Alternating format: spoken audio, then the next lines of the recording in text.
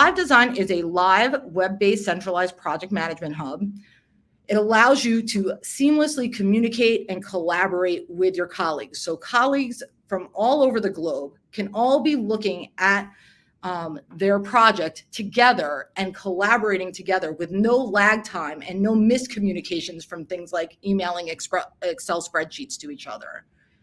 It allows you to have all of your data and all of your decisions captured under one hood. So experimental data, predictive data, it is all in one platform. So you can see everything you need to make your decisions as productive as possible. It allows you to also integrate and democratize those expert predictive design tools. So if you have various computational models you're using to predict structures, to predict functionality, to predict properties about your biologic, all of that can be integrated in platforms. So even people that are not expert modelers can access that information and utilize it in their decision-making processes. So this is inside of LiveDesign. What we're looking at right here is a live report. This live report is full of variable fragments of antibodies against SARS-CoV-2. In order to analyze them properly, I need to be able to put data against them so that I can evaluate them. So what I'm opening up here in our data and columns tree are our computational models and our experimental assays.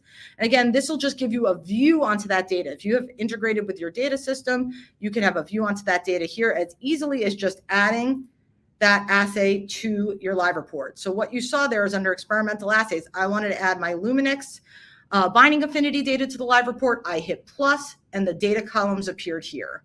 Now I'm just highlighting you some other things that you have in platform, the ability to create formula, multi-parameter optimization. And the last column I'm making mention of here is we have the ability to add freeform columns. These are really communication columns. You can add a text column, a true false column, file image upload columns.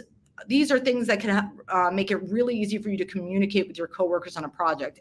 So I went back to my data and column tree. I looked at our computational models, and I'm going to add my homology model.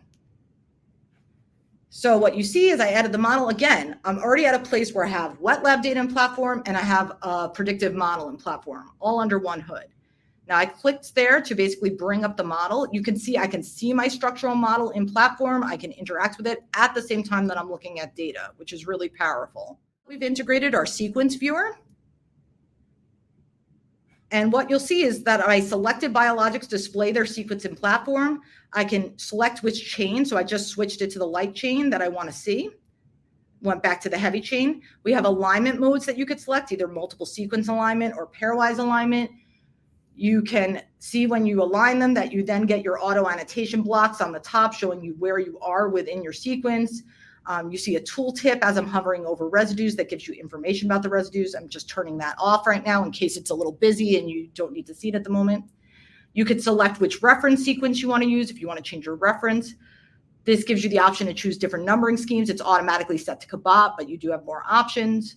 Percent scorings, similarity and identity are available. So again, we're at a stage where we have wet lab data in platform, computational models in platform. We have the ability to see 3D structures and interact with them. We have a sequence viewer. So you see the layered in functionality you have to interact with your data, various types of data and your molecules in useful ways. I published them. I made them live so that if somebody else was in this live report right now, somebody else from the project, they can see if I passed or failed a molecule. Forms view is just a customized view on the data where you can, again, lay out the data how you want with plots, with your 3D visualizer, with your sequence viewer, tables, whatever it is that allows you to see pieces of this data in ways that are going to help you make decisions as effectively and efficiently as possible. I'm just going to point out that last forms view. If you want to do analysis based on structure and sequence, you can set up a forms view that has your structural viewer and your sequence viewers. And you'll notice I have two sequence viewers side by side, one for heavy chain,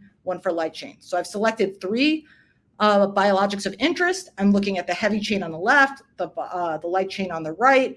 I can see the structure at the same time. Again, I'm just going ahead and styling it so each biologic has a different color to make it easier for me to identify. I see, oh, that's an interesting CDR loop there. Maybe that's something I want to consider for that molecule. I hope that this was helpful to you to really define the problem that's currently existing in the biologics discovery world in terms of not having a good centralized collaborative platform to allow you to do your workflows more effectively and efficiently, saving time, saving money. and what this platform could really offer in terms of helping your workflows run more seamlessly and be more collaborative and having less lag time between all of your discovery cycles.